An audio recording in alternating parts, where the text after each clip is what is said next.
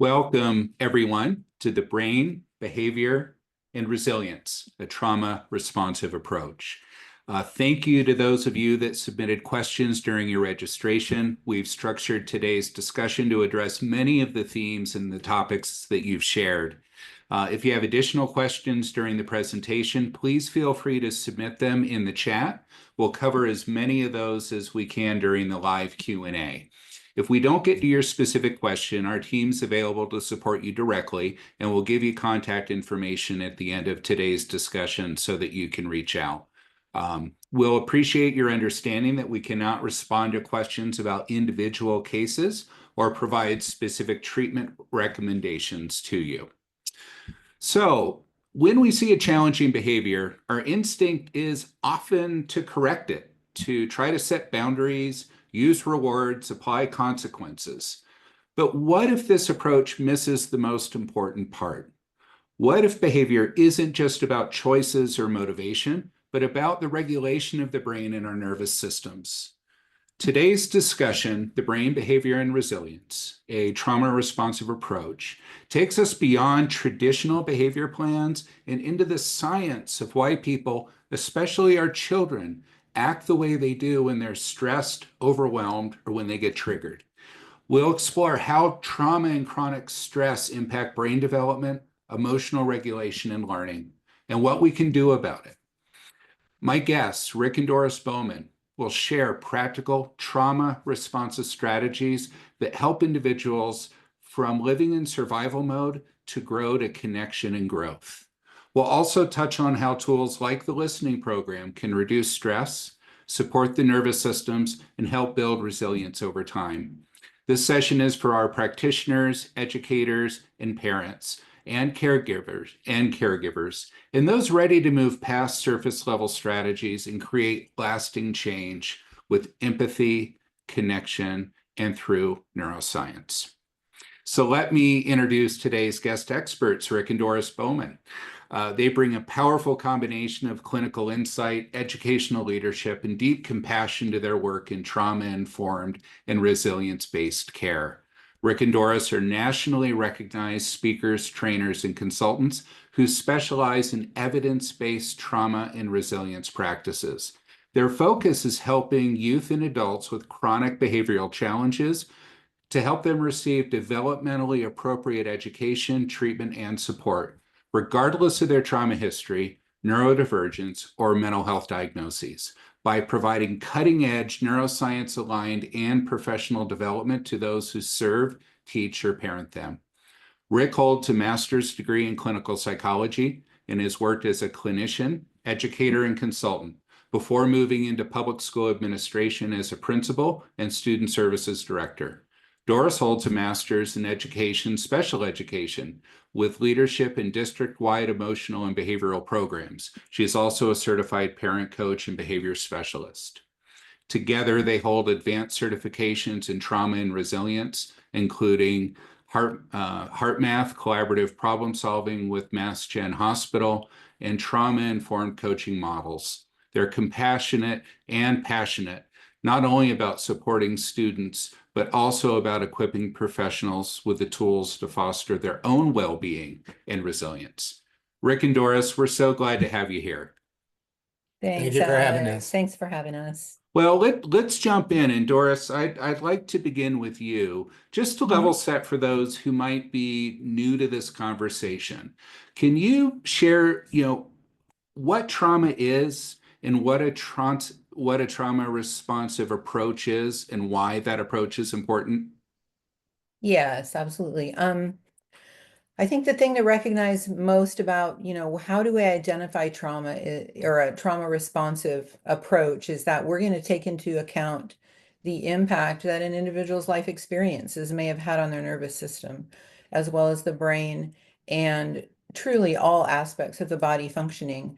And so this can be a single experience of something big, traumatic, or it can be repeated experience. But what happens is that it oversensitizes or sensitizes the nervous system.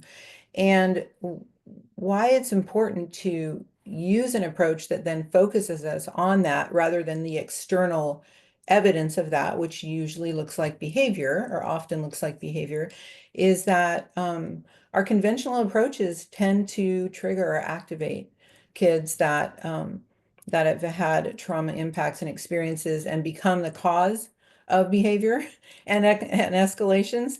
And I guess this is reminding me that I want to say as well, Rick and I kind of agreed that instead of saying kids and adults today, we'll just say kids and we'll think humans. So we're talking all humans, even though we might say kids.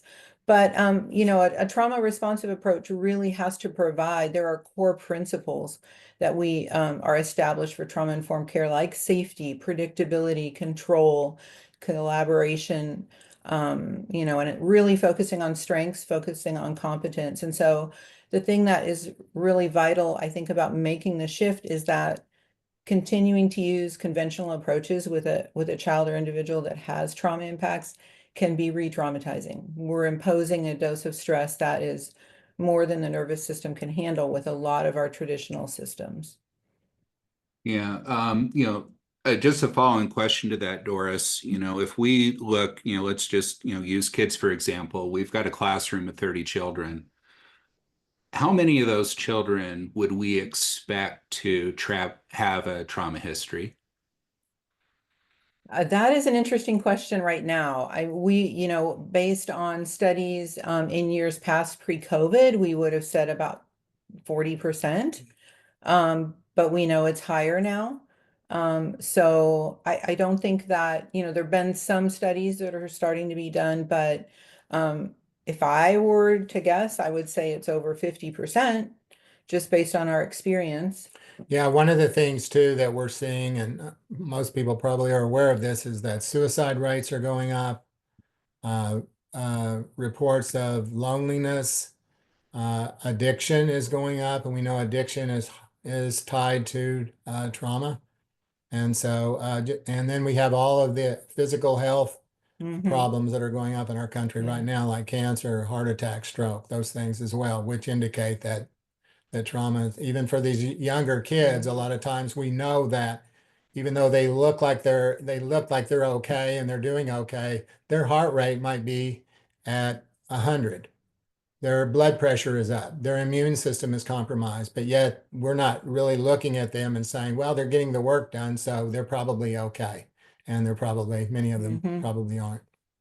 I share the observation that, going through the pandemic and post-pandemic, that it seems overall societally resilience is lower. And, that's incredibly unfortunate for humanity. But the flip side to that, and let's find the light in the darkness. That light this is a conversation that we can now have, that is a more comfortable conversation. That is the conversation about trauma, building resilience, and what we can do about it. I think it's now more acceptable to share that we've had a traumatic past. And, as you share that 40 to 50% statistic, I believe to some degree, all of us have had some trauma, We do too. especially Yeah. in early life, and things that may be traumatizing to one that wouldn't impact another. We all have, I think, different levels of resiliency to that, and something that might seem, more minimal to one individual may be life-changing to another, based on their makeup. No, we agree, Alex. Rick and I, as we're training out around, we share our stories sometimes, and he may get to share a little bit of his today. We are at complete opposite ends of what I would call the trauma spectrum, right? Where he had I'll just say the hot family, right? And he can share more about that. And then I had the family that didn't acknowledge emotions, didn't talk about anything, and we went through murder of 9 people, 2 families that we knew down the road from us when I was in second grade, and my family never spoke about it.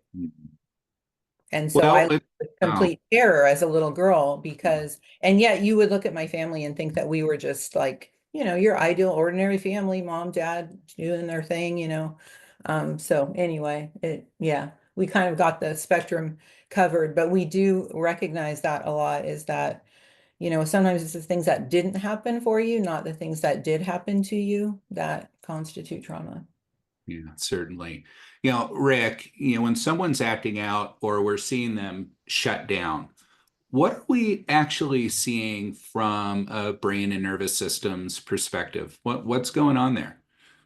Well, really going on there is pretty simple in a way. And that is that they've lost access to their cortex. So when you lose access to your cortex, you're now in the lower parts of the brain, and you can basically say or do anything at that particular point. I want to tell you quick, and then there's, you can shut down. There can be a shutdown response. There can be a fight or flight response. There can be a freeze response. There's a number of different responses. I wanted to tell you this story real quick, everybody to hear this. I was out playing golf, and I was with this family, really nice family. All of a sudden, one of the sons must have said something to the mother, and all of a sudden the father and the son were ready to have a physical fight at that point. I've never seen anything like this before on a golf course, for sure. And so they were pushing each other around. So they were basically in fight or flight, right? They were in a dysregulated state. They were hyper aroused, right? Mom just sat in the cart in a complete stare, in a complete shutdown. And this was like the 8th hole. We played 18 holes. And mom stayed in that state for the rest of the entire day. Then there was another young son who did the same thing, shut down, could not play anymore. Had no ability. Both of these young men were both good players. Both of them played at that point, played terrible after that point. Dad kind of recovered from that. But the point I'm making here is that they all lost their cortex. When we see kids in a dysregulated state, you could see that kid that just puts their head down on their desk and they're through. And you could see that kid that is up, moving around, Throwing things, any type of behavior. And the thing is that we as adults can do the very same thing as well. Well, it's interesting what you're bringing up in this family dynamic, because really you have mom and that other son going into their survival default mode. And, this is probably a repetitive dynamic within the household, clearly with a trigger like that. And Rick, I've played quite a bit of golf in my past, and I've seen plenty of fights on a golf course. So, I think often people lose a little bit of their executive function when they're playing golf. I think the thing, yeah, not to interrupt you, Alex, but the thing, so as I was sitting there, and we're going to talk about this, but I mean, what I was trying to do was regulate my emotional state, and I did not interfere with that until later, where I just acted sort of like I tried to bring my regulation into the situation by not talking about it, but just almost like, nothing's really happened. Everybody's good here with me. I'm not judging your behavior. And I think that happens. I think that's important to what we do in schools, what we do with our clients, is that understanding that dysregulation is something that the nervous system, it's the nervous system acting in a protective mode. That's exactly right, because, if we perceive we are under threat, that our lives are in danger biologically, we do go into survival mode. And sometimes that's the fight mode between the father and the son, or that's the shutdown, or we run from the situation. And when these things happen in public or in a classroom, those that are around the event aren't just mere observers. Their nervous system is participating in that experience going on. And I think often we forget, when we witness things happening to others, we're part of that experience, and it affects us and our children.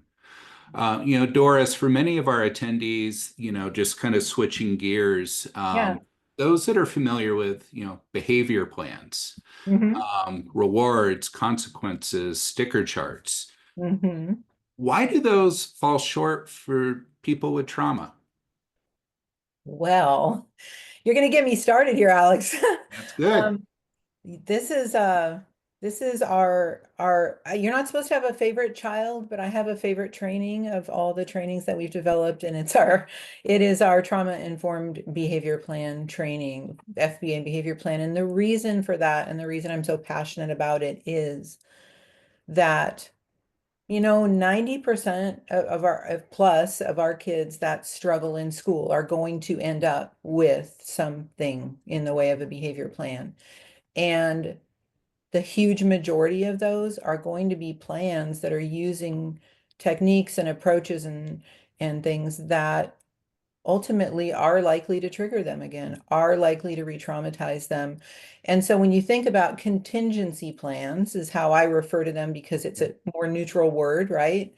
Than talking about punishments or um, contingency plans put stress on the stress response system, right? And it's not just if you don't do this, you're going to get a consequence. It can be, hey, if you do this, you get a reward on Friday. But that child already knows, their nervous system knows, I'm not going to get it. And, we see this time and time again where, they hear the announcement about if you do this, you get the special thing at the end of the quarter, and 15 minutes later, they just explode because they literally can't even contain the anxiety of like, I know I'm not going to get it. When am I going to blow it? How am I going to hold it together? And this whole thing is churning inside. And for some of them, honestly, I mean, these were my kids, right? This is primarily what I did for 20 years. They're kind of just like, I want to get it over with. Let's just get this done. I know I'm going to screw up. I might as well just screw up really big, get it over with, and then we all know I'm not going or I don't get the thing or whatever. The other part of it, I think that's really important to recognize is that we've had the traditional antecedent behavior consequence model. And where we have lived for decades in schools is what I call chasing behavior. But we've been between the behavior and the consequence, and we just go around this mountain, right? And oh, shoot, there's the behavior, new consequence. Oh, shoot, there it is again. Let's come up with a new reward. And we just cycle around. We need to back up and we need to get in between the antecedent and behavior. And in between those two, we have skills that are missing or lagging, and we have self-regulation. And if we will focus our energies on working on those, that is where we're going to, it's about the child.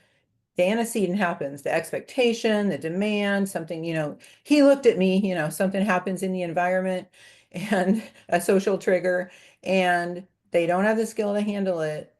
And so they end up in behavior as an alternative route or as a stress response reaction.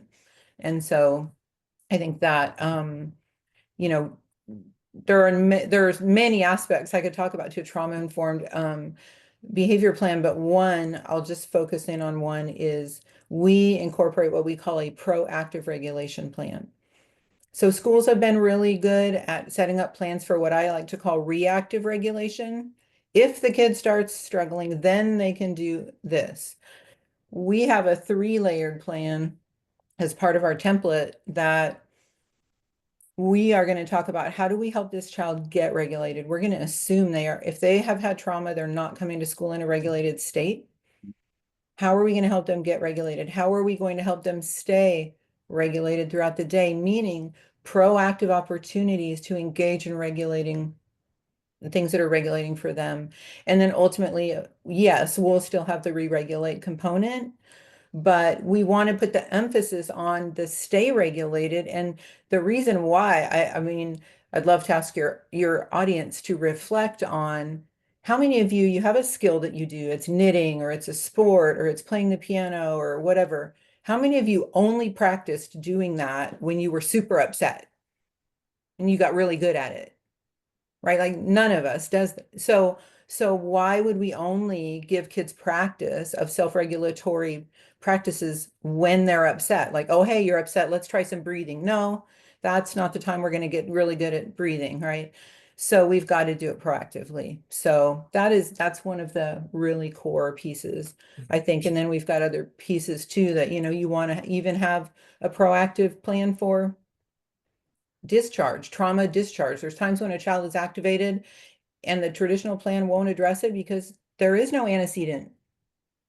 The antecedent is they're carrying trauma in their body and it's activated right now with no real explanation.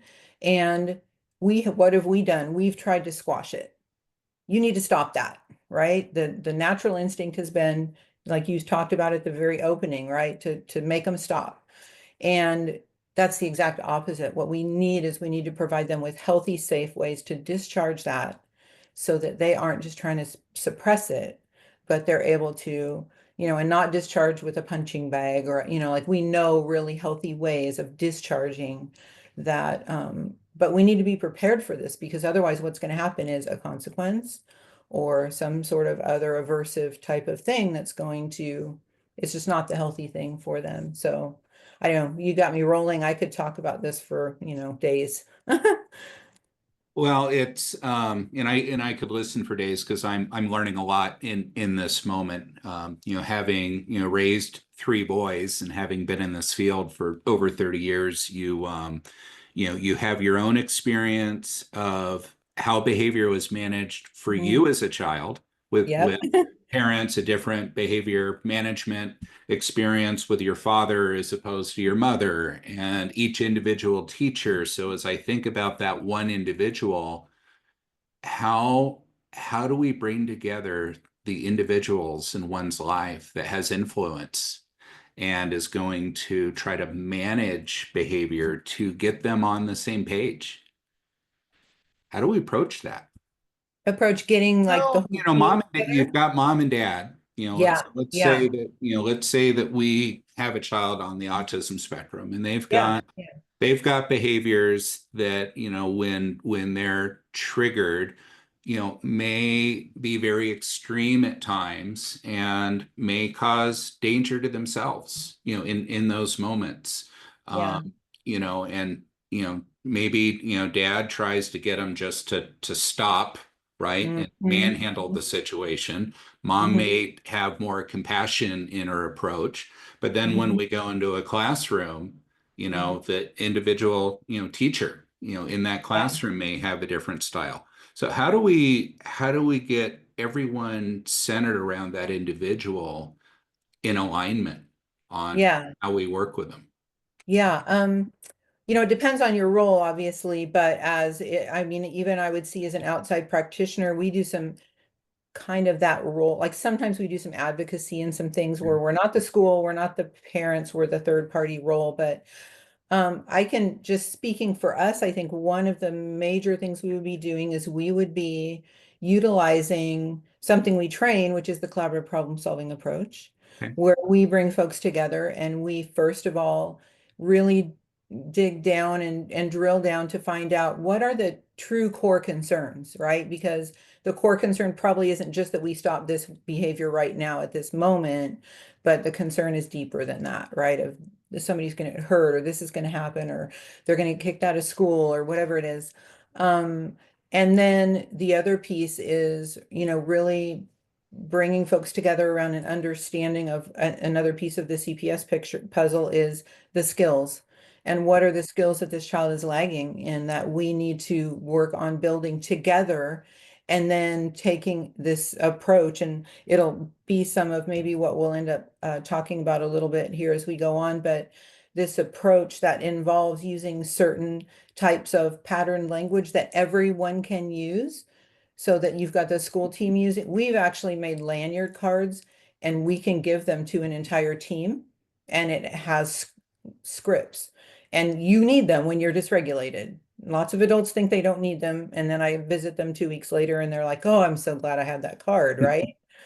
But it's a script that so that it gets everyone on the same page of being able to ask empathetic questions, neutral questions, and then, so they're regulating and then everyone's taking that same approach. I think two other things that are related to this as well, and related to school and what we do in schools as well, is first of all, we go directly at the cortex. And Mhm.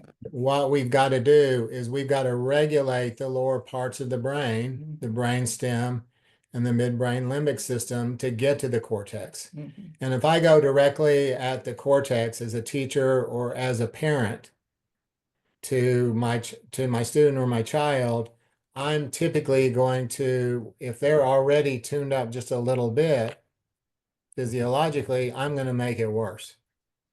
And once we're back again to we've lost access to the cortex, we've really never gained access to the cortex, right? Mm-hmm.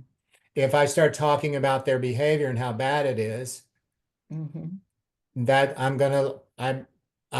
not talking to the cortex. If the child is in the cortex, they're going to drop down into the lower parts of the brain.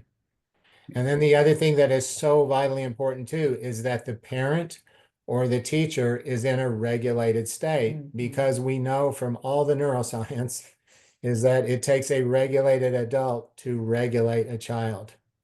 They actually need to feel, we've talked about this forever, but they actually need to feel our regulation, which science shows they literally can, if in fact we are in a regulated state. So to be able to use any sort of intervention, whatever you're using, people will come to me and say, Rick, they'll tell me about a particular intervention. What do you think about this? And I might say, I don't know anything about it, but here's what I do know. If the model fits this, we first regulate the lower parts of the brain to get to the cortex, then it's probably a good intervention. And you do it in a regulated state, because we all know that relationship is the key. And I need to build that connection with you, because with trauma, we know that trauma puts us in a protective mode. It moves us out of connection. Mm-hmm. And we all need connection more than we need probably oxygen. So what I hear you describing is co-regulation, Rick? Yes. Mm-hmm. Yeah, yeah. That And co-regulate, yeah, go ahead. no, please expand on co-regulation. I was Well, hoping. that co-regulation is that felt sense of safety. Yeah. That no matter what you do, that unconditional positive regard, that felt sense of safety of like, I'm not concerned about, I can be concerned about your behavior, but I have a reason, but rather than that, I'd rather be concerned about why you can't meet a particular expectation that I have for you.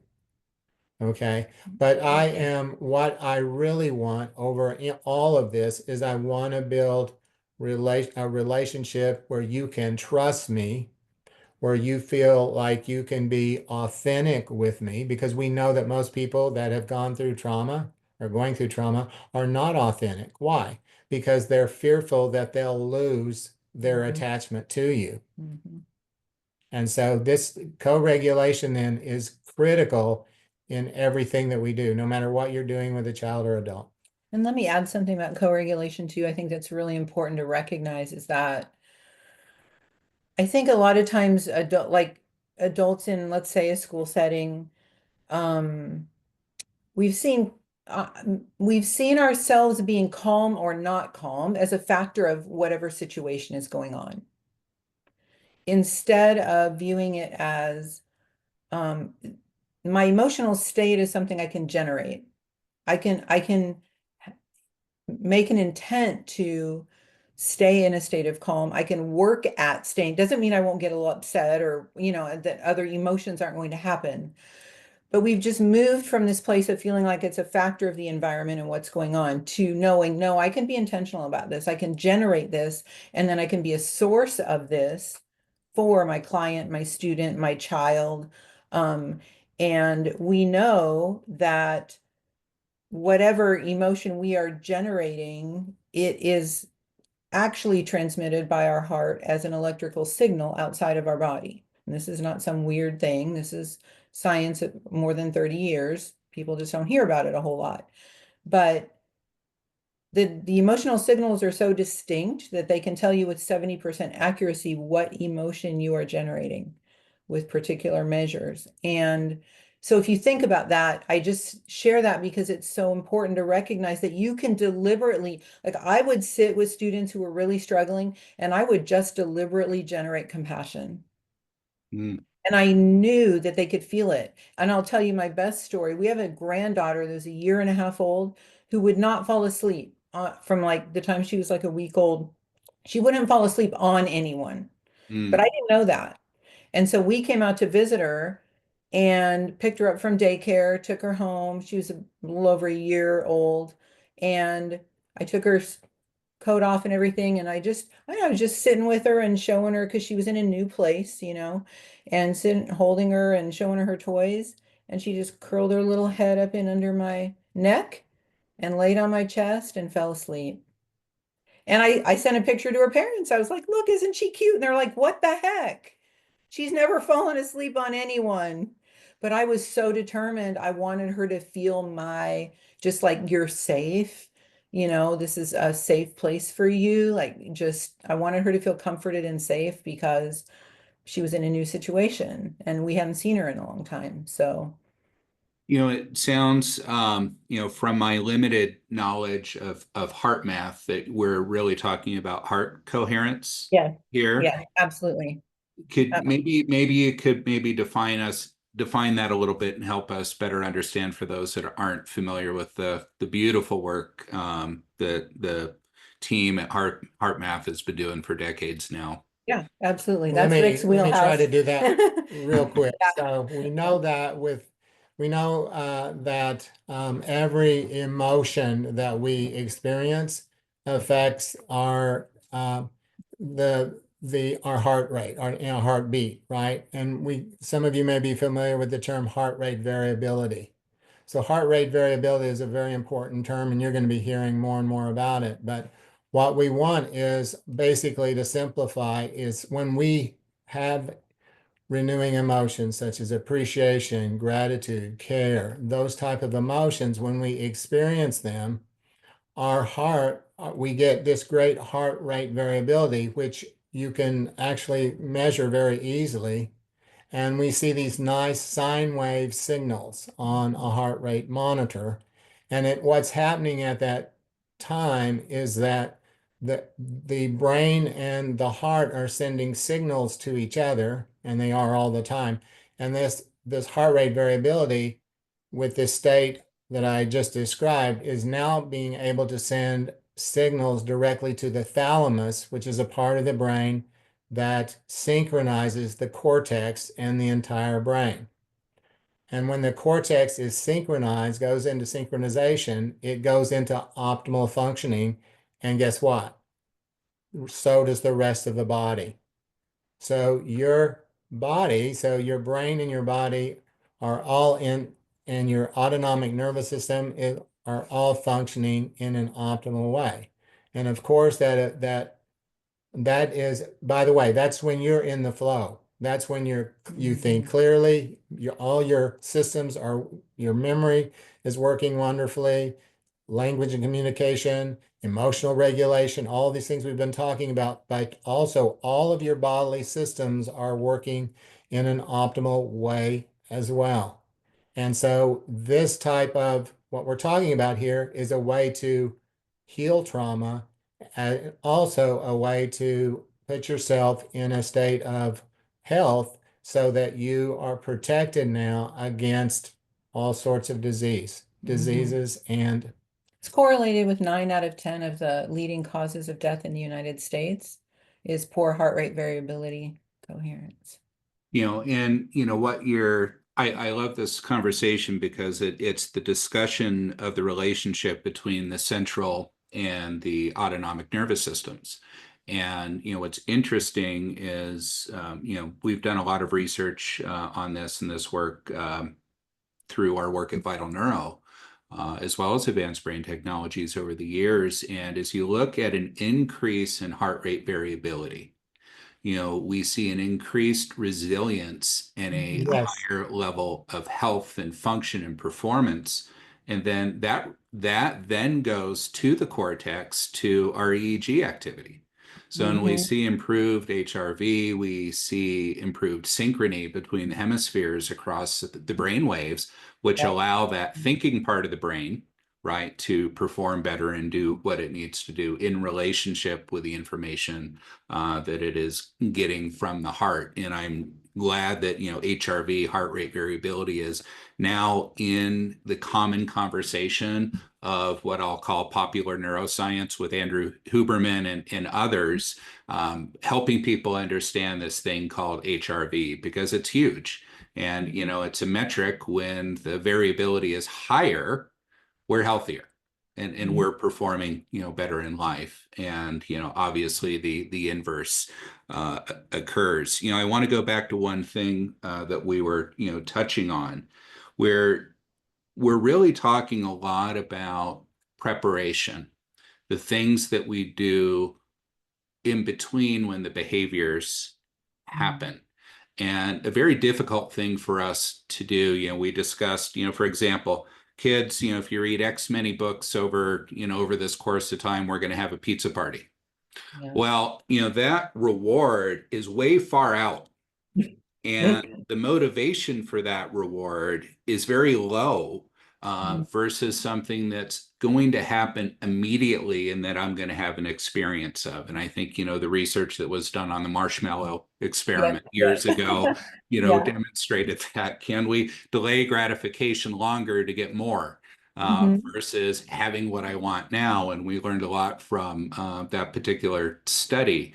So, maybe a description of for those that are newer to this conversation. Let's think we're new to this idea and a behavior has happened with our child or a client during therapy or a student in the classroom. What's one or two things that we can do that will have a more positive as opposed to a negative impact on that child? Well, yeah, go ahead. Just a couple of simple tips. One that's a big one, and I think it's so powerful, and that's the power of predictability. You're being predictable. And we have a lot of examples of that. But let's say that every day you enter my classroom and I said, "Hey, Alex, it's so great to see you." That would be a dose of predictable stress, wouldn't it? Would it not? I mean, after a while, it's a dose of stress. Let's say you're in a somewhat dysregulated state and you walk in, connection is not something, you're in a state of protection. And now if I say, "Hey, Alex, good morning, great to see you. Hey, Alex, I noticed that you're having a hard time getting started on your math. How can I help you? How can I support you?" Get away from me. You're in a state of protection, right? And after a while, though, these predictable interactions is going to, your nervous system is going to know that when I approach you, that you are now the nervous system is going to feel me as safe. And I think this is the more predictable that we can be as teachers, therapists, parents, that is a big one. And these are what we call doses of relational stress. They're predictable. They're moderate. It's stress. We know that it takes stress to change the stress response. So this is the kind of stress we need: moderate, predictable, consistent relational stress. Yeah. And what I'm, in my words, I'm thinking we create a sense of safety through predictability. Yes. Because it is that uncertainty and not knowing what's going to happen, or an experience with somebody that we don't perceive as safe. And I've seen this with our sons in school over the years, that they have different relationships with different teachers in classrooms. And that the behavior of our boys could look very different in the same day based on what classroom they're in. And that co-regulation or lack thereof with that individual instructing them. And I think that we can't ignore just how important that is. Our attitude toward that individual is absolute everything, because we feel that intention. We're talking about, you're talking about unconditional positive regard, right? Unconditional positive regard, where what Rick just described, where, you're walking over the student, and first of all, we already know this is a child that likely when an adult walks in their direction, right? The hair's standing up on the back of they're arching their back, they're in a higher protective state. We have that little interaction that didn't name the behavior, by the way. Did you notice? He didn't say, "You're not doing your math." He said, "Hey, getting started seems kind of hard." And so we're addressing the expectation. Hmm. And you say, get away from me. So I cruise off. I help a couple other kids. I read fake email if I have to. And then I circle back by again. Hey, I'm something about this just seems like maybe it's still kind of stressful. Is there something? I said, get away. And you might do this 4 times and get nowhere on day number 1 and day number 10 and day number 20. And then on day 40, all of a sudden that nervous system really starts to because you've been desensitizing and desensitizing because that child is never getting, what are they anticipating on day 1? Humiliation, getting called out, being threatened a consequence, all the stuff, right? By day 40, their neuroception, their nervous system is running its little radar. And when you come walking over, it's going, empathy, empathy, curiosity. I like those things. And so their nervous system, we all have an anticipation of every person we interact with. If it's a stranger, we're anticipating based on just the surface level. If it's someone we know, like a teacher that we've had all year, we have a certain anticipation, or teachers in general, or professionals in whatever field in general that kids might have, or adults might have an anticipation of. And what we're doing is we're changing that anticipation so that that child can receive interaction, relationship, skill building, regulation building, all the things. Because until we desensitize that nervous system a bit, sometimes we can't even do any work in the nervous system. You know to what we're protect doing it. here, Alex, is we're creating new baselines. Mhm. When we talk about when we talked about heart math and we talk about what renewing emotions, what kind of emotions do we think that our kids with trauma have? They're pretty negative, aren't they? Yeah. Pretty always worried, always afraid, always feeling Expecting shame, something guilt, bad to happen. expecting, yeah, something Mhm. bad to happen. And so that's the baseline. And the more they run those neural pathways, every time they do that, they strengthen those neural pathways, do they not? Mhm. And so now I've got a baseline as a child where I walk into this Mr. Bowman's classroom and I know that I'm like, I know Mr. Bowman's going, he doesn't like me. He's going to call me out, something like that, right? When that not may not be true at all, but I'm worried. I'm worried. And so what's happening is I'm activating the stress response too much, right? So now with heart math, we were talking about creating a new baseline where we have more renewing emotions. Here we're talking about kids that have had unpredictable stress in their life. Maybe the caregivers have not had the ability to meet their developmental needs on a predictable relational basis. And when that happens, the stress response system does not return to baseline.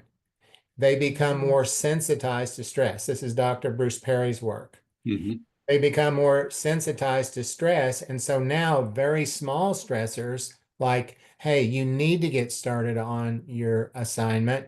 We see big stress responses, right? Challenging behavior. Disproportionate. Mhm. And so when we use these predictable interactions with the child, what we're doing is we bring the stress response system down to now where they can handle, like you said, they're more resilient to stress. Their stress response system is not overactive and overreactive. So let me take a scenario. We have an individual that's having a behavior, and I'll let you choose what behavior this is. I'm going to put you two on the spot, and you decide whichever one of you want to field this one, Doris and Rick. So a behavior has happened. How do we, as that co-regulating individual, understand if they're accessible cortically, or do we have to start subcortically? So what are the signs that we can still access them or not access them, to know what our approach should be in that moment? Well, I did that every day for 20 years, so I can probably answer that. Okay, We'll Doris. share answer it. We'll share answer it. But I was literally just having images of these interactions in some of the programs that I ran, and um I think, you see an individual, you see a child lose their skills, what skills they do have, they lose the skills, right? You're trying to communicate, you're trying to whatever, reason with them, you're trying to do all the things that adults typically do and nothing's working. That's a good sign. And then, as far as yeah, we have to start subcortically. Generally, for me, it's interesting because I was thinking about what used to be the norm, right? And what used to be the norm is kids were in a timeout space where we'll talk to you once you're calm with no one to co-regulate off of. Well, they don't have the skill to get calm on their own. They might exhaust themselves, so they stop screaming, and then you deem that they're calm. But we know that's not the case anymore. We know that they need an adult present to co-regulate. And so we've got to have someone with them who is able to remain regulated. And you might be with them in silence for a long time. And then you might move from silence to making a couple of reassuring statements. Hey, I'm Sure. here for you when you need something. Hey, do you think maybe you need a drink of water? Could I get you a drink of water? You offer to even sensory things, right? A drink of water, a blanket, where you're making these offers, but very limited language. Okay, I write that into behavior plans, limited words, use limited words. And so I think subcortically, yes, you start with very like, and you're gauging like where do they seem to be able to perceive what you're saying? Are they understanding what you're saying? Are they able to process it? Um, and you walk very slowly in the direction of moving toward the cortex because they need a lot of I almost think of it as like they need to be rocked. You know what I mean? I mean, they need some rhythmic interaction, or they maybe we color. We still haven't talked, but maybe we sit down and we use colored pencils and we color, or right, or we mash on Play-Doh, or something just that's like right, some of that sensory stuff. So what were you gonna? I want to let you share too. I was just thinking also that sometimes all they really need is your presence. They just need someone to sit there and quietly listen. And that can be a powerful dose of relational stress in and of itself. But Well, for this, Mhm. please complete your thought, Rick. Go ahead. Go ahead. Well, what we were, what you're describing is this nonverbal communication, but the verbal communication and the importance of intonation, Mhm. right? The tonality, the cadence, the rhythmicity to our voice modulation to help that individual become more receptive and able to listen. We may speak in such a way that if auditory processing is shutting down, that we make what we're communicating more accessible so that individual can connect and process that information. So, going from that, you've not used it yet, but you've recently certified in the listening program. So I'm interested in each of your perspective on how you believe, just from your learnings. Again, you don't have hands-on experience, but you have colleagues like our friend Jill Stoll and her team at Yeah, Stoll yeah. Learning that we share in common. So you've witnessed it. But how do you think TLP might support self-regulation, and particularly for those recovering from trauma?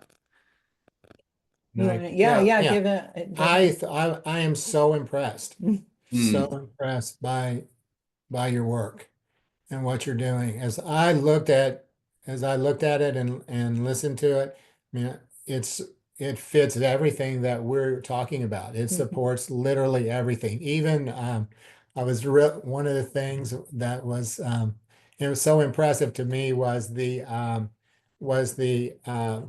what's the word I'm looking for? Yeah. The two hemispheres was Yes, talking yeah. about the right and left hemisphere Mhm. coordination, because we know in trauma that there's a lack of coordination during a trauma response. Typically, the trauma goes into the right hemisphere and into the body and into the body. But this lack of coordination of the two hemispheres, you hardly ever hear anybody talk about that. Mhm. And I like to think of, for those of you that are not familiar with this, I like to think of that right hemisphere as the sensory as the sensory brain, and the left hemisphere as the thinking brain.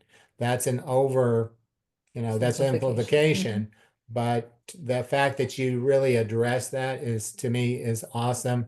But everything else that you do here in terms of emotional processing and what you're talking about, neuroplasticity and all of these things, all fit with everything that we teach and train. And I want to highlight one as well. I mean, I think obviously, like all the main areas of anything we would sit here and talk to you about is pretty much covered. But I have a personal bias about one particular area, and that is reframing identity. Mm. And that, I think, also is a big part of my affinity for our behavior plan training, because I think so many of the ways that we respond to kids or someone who's struggling with impacts of trauma that's showing up as behavior, our ways of responding impact identity. So I like to ask when we train for educators, once a child has, let's say they had their first behavior plan in second grade, first or second grade, and now I'm getting them in seventh grade, and I open their file folder and they've had a dozen behavior plans, and we're still addressing the same types of behaviors. When that child thinks about the fact that I'm getting a new behavior plan because another one failed, do we think that they are standing there thinking, wow, the school's behavior plan really failed me? They're not, right? They're sitting there thinking, I suck. I'm horrible. I'm one of those kids. I'm, by the way, too messed up to fix, because all these adults have been trying to fix me, and I must be too broken. And that one gets to me, because I used to receive those kids. And I tell people what we are doing is we are shaping identities. We're shaping identities, and you don't get a do-over.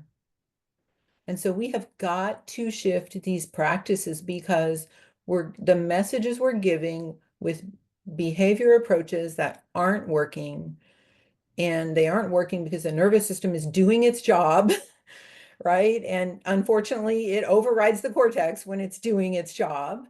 But, the idea of being able to do things that reframe and reshape identity, to me, is like life-changing, because I tell staff, when a child walks out the door of our school at the end of, let's say, 12th grade, what identity are they carrying out there into the world, largely formed by us, who they spend 8 hours a day with in a school, right? And how is that going to impact what their possibilities and options and belief in their ability to do things is in the world as an adult?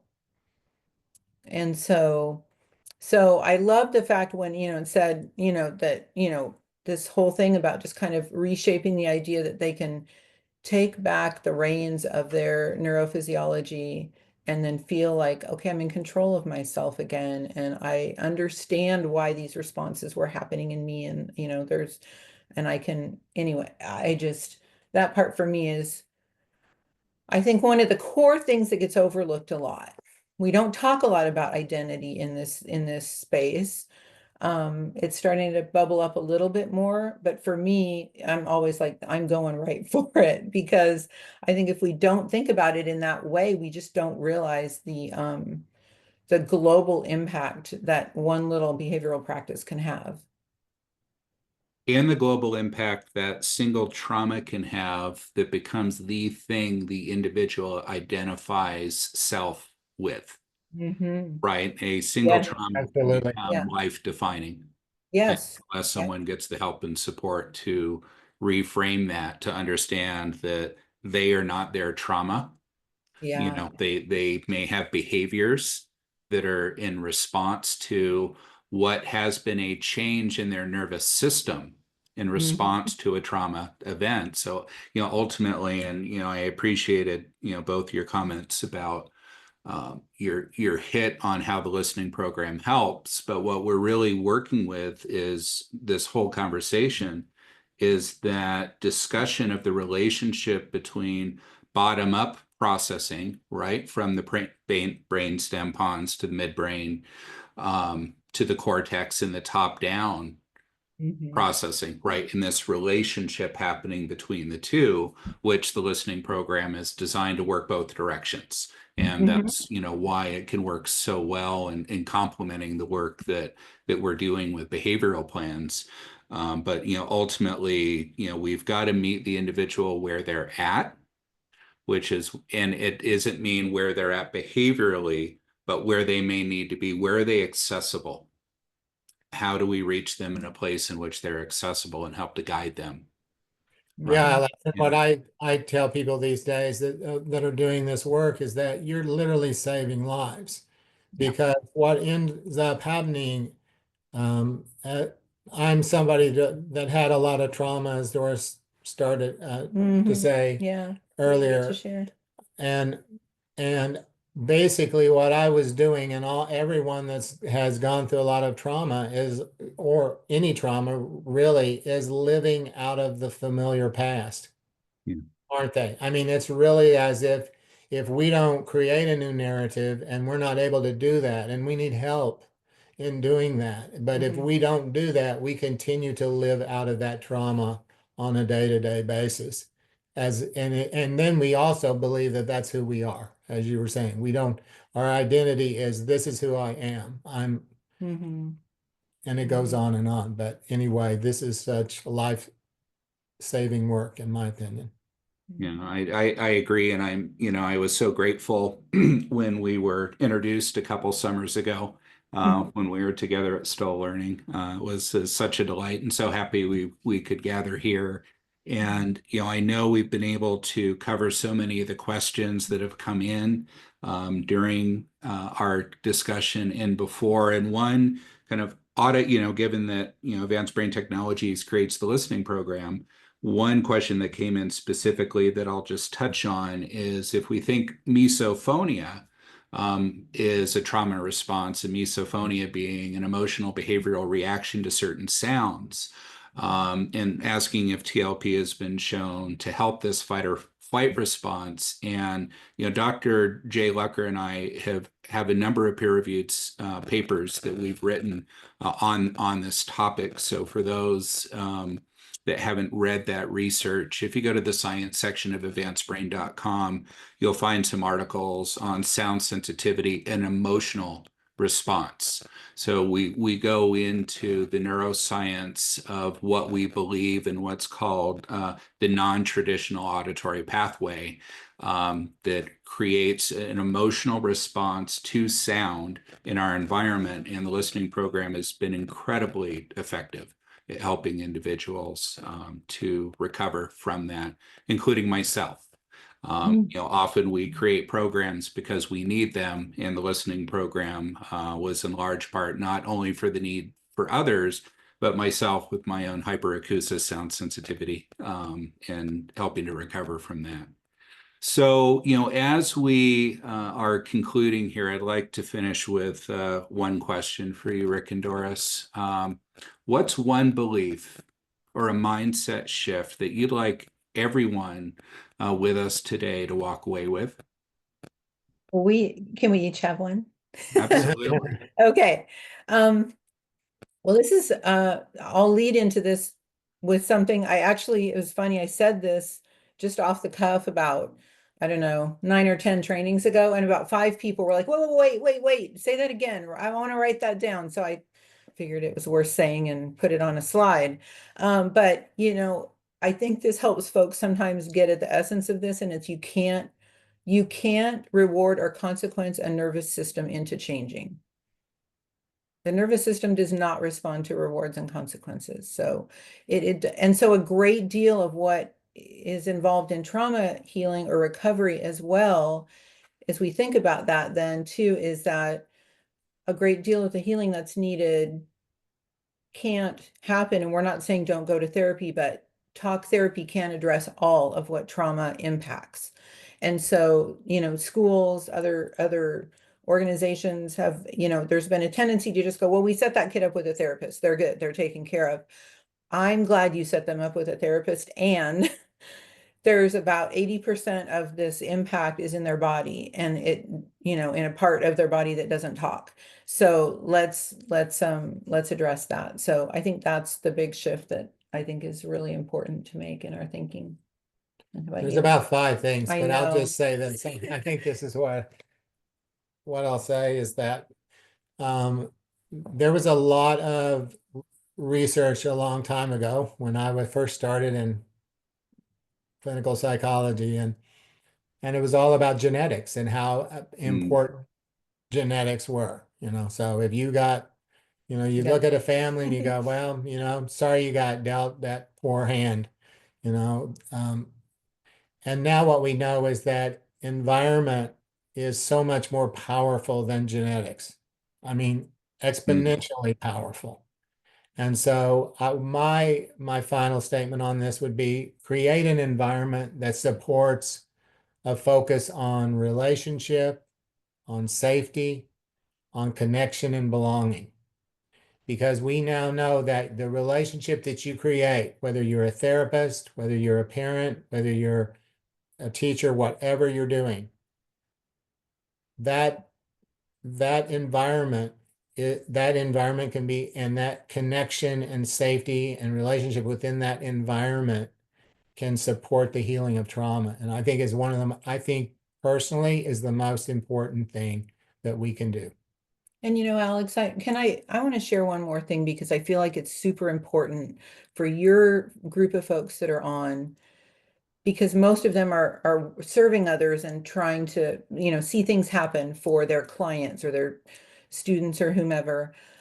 Is that, I like to ask, I like to ask, so has anybody ever been to like Chuck E. Cheese or a video game arcade? And most folks raise their hand. And anybody else beside me familiar with that game with the big old hammer? Whack-a-mole. Whack-a-mole, right. And we have been playing behavioral whack-a-mole for decades in schools, in our homes, all the places, right? And with the idea being that you might successfully extinguish a behavior. You might. They might stop throwing chairs or might stop cussing you out, but now they're running out of the room because if you haven't addressed the underlying cause, it's just going to show up in a different type of behavior. And so I like to give folks analogies that they can carry out and use to advocate in whatever environment they're in. And I found that to be a very effective mindset shift is we can be done chasing behavior. We can start addressing the root cause and not have to wait for what's the next behavior going to be. Doris, Rick, those are perfect endnotes. And I want to thank you for sharing this time, your experiences. And I know we are just scratching the surface of the deep wisdom you both hold personally through your own trauma experiences and through the beautiful work that you're sharing with others around the world. So just thank you for being who you are and making the incredibly important contribution that you're doing.